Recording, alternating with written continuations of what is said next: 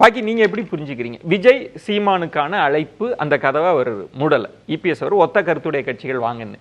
உண்மையிலே இந்த அழைப்பின் பின்னணியை எப்படி புரிஞ்சு, இதுல என்ன கணக்கு இருக்குன்னு? இப்ப பிரியன் அவர்கள் சொல்றது வேற, பிளான் பி. செந்தில் அவர்கள் சொல்றது இது அப்படிப்பட்ட அழைப்பே இல்லைங்க, அவருக்கே தெரியும் இதெல்லாம் நடக்காதுன்னு, மிஸ்லீட் பண்றாங்க அப்படின்னு. பெருந்தன்மையான அழைப்பு நீங்க எப்படி புரிஞ்சுக்கிறீங்க? உங்க கேள்விக்கு இபிஎஸ் பதில் சொல்லிட்டாரு. நம்மளோட ஒரே எய்ம் திமுக அரசை தோல்வியடைய செய்வது, வீட்டுக்கு அனுப்புவது தான். அதுக்கு முன்னாடி 2 பேரோட கருத்தோட நான் மாறுபட்ட கருத்தை வைக்கல. நம்பர் 1, நண்பர் பிரியன் சொன்னாரு தலையில கத்தி தொங்கி இருக்காது. இந்த தேர்தல் ஆணைய விவகாரம் என்றைக்கு வந்தது? எடப்பாடி பேசியது எப்போது? முந்தா நாள் நினைக்கிறேன், திருத்தரப்பூண்டியில். அன்றைக்கு மறுநாளே அல்லது அப்போதே உடனடியாக ரியாக்ட் செஞ்சவர் யாரு? பாஜகவுடைய தலைவர் நயினார் நாகேந்திரன். நான் அண்ணனோட 4ல பேசிட்டேன், அவர் அந்த அர்த்தத்தில் சொன்னது யாருன்னா எடப்பாடி அல்ல, பாஜகவே. ஸோ பாஜக இஸ் கன்வின்ஸ்ட். ஒன்று, எதுக்கு கன்வின்ஸ்ட்? அதாவது அவர் சொல்றது நாங்க ஏமாளி இல்லைன்னு சொல்றது அது அவங்க பாலிடிக்ஸ்க்காக சொல்றாரு, நாங்க தான் சிஎம். அது ஏமாளி இல்லன்றதுக்கு கன்வின்ஸ் ஆயிட்டாங்களா? இல்ல, அவர் எந்த கான்டெக்ஸ்ட் சொன்னார்ன்றத நயினார் புரிஞ்சுக்கிட்டாரு, பாஜக புரிஞ்சுட்டு. இப்போ கூட்டணி ஆட்சி இல்லைன்றதுல கன்வின்ஸ் ஆயிட்டாங்களா?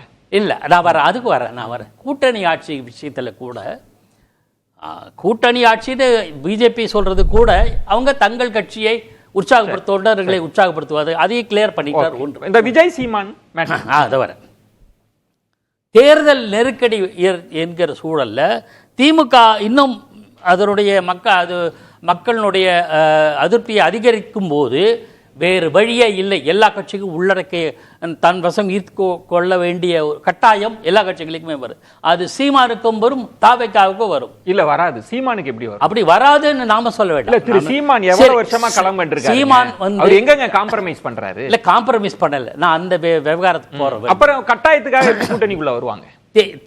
திமுக அரசுக்கு எதிரான நிலைப்பாட்டு என்கிற புள்ளியிலே இளையவாங்க சார். சார் 77, நான் 67 ஒரு உதாரணம் நம்ம அது அப்புறம் சொல்றேன். 77ல் மார்க்சிஸ்ட் கட்சி எந்த கட்சியோடும் கைகோர்க்காத கட்சி அந்த காலத்தில். பின்னாடி அவங்க சில சமரசத்துக்கு வந்தாங்க, அது ஒரு பக்கம் இருக்கட்டும். ஜனதா கட்சியோடு கூட்டணி சேர்ந்தாங்க, களத்தில் இறங்கினாங்க. ஆனால் தேர்தல் வரையில் தான் சொன்னாங்க. ஜோதிர்மயி பாசு இருந்தார், ஜோதி பாசு அல்ல, அவர் இருந்தார். ஸோ அவங்க அந்த நிர்பந்தம் ஏற்படுகிற போது அவர்கள் எல்லாம் ஒன்று சேர்வார்கள், சேரக்கூடிய சூழல் உருவாகும் அப்படின்னு நான் சொல்றேன். அந்த இடத்துல தான் நீங்க அப்படி ஒரு சூழல் காலம் வரப்ப, ஒரு நெருக்கடி வரப்ப திமுக ஆகட்டுறதுன்னா காம்ப்ரமைஸ் தாவேக்கா பண்ணிட்டு வந்துருன்றீங்க, நாம் தமிழர் பண்ணிட்டு வந்துருவாங்கன்றீங்க. வரும்ன்றதுக்கு நாம் தமிழர் பத்தி நான் சொல்லல, தாவேக்கா பத்தி சொல்லிடுறேன். அதுக்கான தரவுகளோட பின்னாடி வர. ஒரே ஒரு கேள்வி, பாஜக இருக்கிற அணிக்கே தாவேக்கா வந்துருவாங்கன்றீங்களா? நீங்க பாஜக அணின்னு சொல்றீங்க, நான் அதிமுக அணின்னு சொல்றேன். சிம்பிள், பெரிய விஷயம். சரி, அதிமுக பாஜக இருக்கிற கூட்டணிக்கு வந்துருவாங்கன்றீங்க தாவேக்கா. சார், அதிமுக அதாவது பாஜக இருந்த தேசிய ஜனநாயக கூட்டணியில் தான் திமுகவும் இடம்பெற்றது. அப்ப கலைஞர் கருணாநிதி என்ன சொன்னார் தெரியுமா?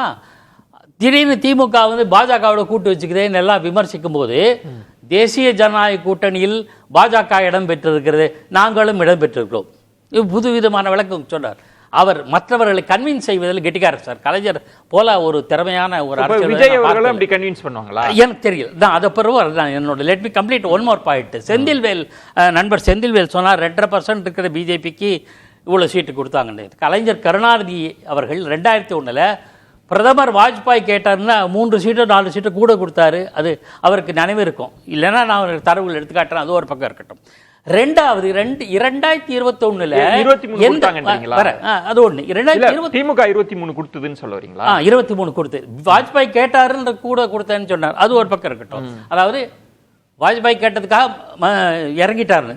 2021 என்ன சினாரியோனா, பிஜேபி என்ன சொல்லிட்டு, நாங்க கை காட்டுறவங்க தான் முதலமைச்சர். அதிமுக அலையன்ஸில் இருந்த போதே நாங்க 60 இடங்களில் போட்டிடுவோம். வானதி சீனிவாசன் கூட எல்லா இடங்களையும் சொன்னாங்க. ஆனால் எடப்பாடி என்ன பண்ணார்? பதில் பேசலை. 20 சீட்டு கொடுக்குறேன் வச்சுக்கப்போ. நடந்ததா இல்லையா? பாயிண்ட் நீங்க சொன்ன இடத்துல அதிகமாக கேட்டால் நீங்க ஆளுமை மிக்க கட்சியாகவும் வலிமையான மோடி தலைவராக இருந்தாலும் பாக்கி நீங்க 21 கோடிட்டு காண்பிக்கிறீங்க. அதை தான் நான் செந்தில் அவர்கள்ட்டே சொன்னேன், அவங்க எப்படி பேரங்கள் இட ஒதுக்கீட்டுல கராரா இருந்தாங்க. ஆனா இப்ப கேள்வி, அந்த நெருக்கடி தாவேக்காவுக்கும் நாம் தமிழருக்கும் இருக்கா? இப்ப தாவேக்காவை எப்படி கூப்பிடுவாங்க? நாம் தமிழர் பற்றி என்னுடைய புரிதல் வேறு. அது இந்த காலத்தில் நான் வேற ஒரு தகவலை சொல்ல. தாவேக்காவை பத்தி ஏன் சொல்றேன்னா, 2006 சட்டப்பேரவை தேர்தலில் கேப்டன் விஜயகாந்த் போட்டியிட்டார். தேமுதிக போட்டியிட்ட போது 232 இடங்களில் போட்டியிட்ட டிஎம்டிகே ஒரு இடத்துல தான் வெற்றி பெற்றது. ரிஷி வெந்தியம் என்று நினைக்கிறேன். சாரி, விஜயகாந்த் மட்டும் தான் ஜெயிச்சார். அதன் பிறகு செல்வி ஜெயலலிதா அம்மையார் தலைமையில் அதிமுக நம்ம வெற்றி வாய்ப்பு எழுதுறதுக்கு என்ன காரணம்னா வாக்கு பிரிஞ்சுது. 2011 2006 முதலமைச்சர் வேட்பாளராக கருதப்பட்ட விஜயகாந்த் 2011 அதிமுகவோட கூட்டணியில் இருந்து 41 இடங்களில் போட்டியிட்டு 29 இடங்களை பெற்றார். எதிர்கட்சி தலைவராக வந்தார். ஏன்னா டெஸ்ட் பண்ணிட்டாங்க. விஷயம் விஜய்க்கும் விஜயகாந்துக்கும் உள்ள வித்தியாசம்னா விஜயகாந்த் டெஸ்ட் பண்ணி தன்னுடைய பலத்தை அறிஞ்சுக்கிட்டாரு. விஜய் களத்தையே காணாதனால நமக்கு அதனால தான் இந்த விவாதங்கள் இல்ல. அதுல நீங்க சொல்றதுல ஒரு முக்கியமான சிக்கல், நீங்களே சொன்னீங்க விஜயகாந்த் தனித்து நின்றார், அதுக்கப்புறம் அவருக்கே ஒரு நெருக்கடி உருவாகிறது, அந்த அலைன்ஸ் வந்து ஏற்பாடு பண்ணப்படுது. அப்படி ஒரு விஜய்க்கு ஏதாவது கிரைசிஸ் இருக்கா? 26 அவர் டெஸ்ட் பண்ணல, களத்துல இறங்கி தன்னோட பலம் அப்ப டெஸ்ட் பண்ணுவார்ல, அவர் எப்படி கூட்டணிக்குள்ள வருவாரு?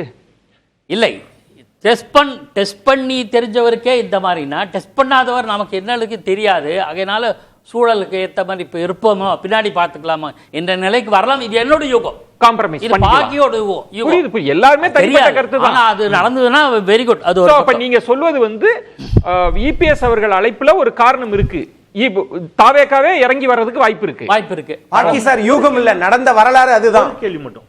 அப்புறம் இன்னொரு தகவல் சொல்றேன், இடப்பகிர்வு பத்தி எல்லாரும் நம்ம பேசுவோம். ஒரு வார்த்தை, சாருடைய சீனியர் மோஸ்ட் பொசிஷன் நான் பெரிதும் மதிக்கக்கூடிய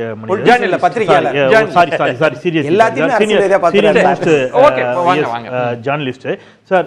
சாரோட கணிப்புல தாவேகா எத்தனை சதவீதம் வாக்குகள் வாங்க கூடும்னு நினைக்கிறாரு சார்? நினைக்கல, எதுவுமே நினைக்கல சார். ஒரு அப்ராக்சிமேட்டா சொல்லுங்க உங்களுடைய அனுபவத்துல.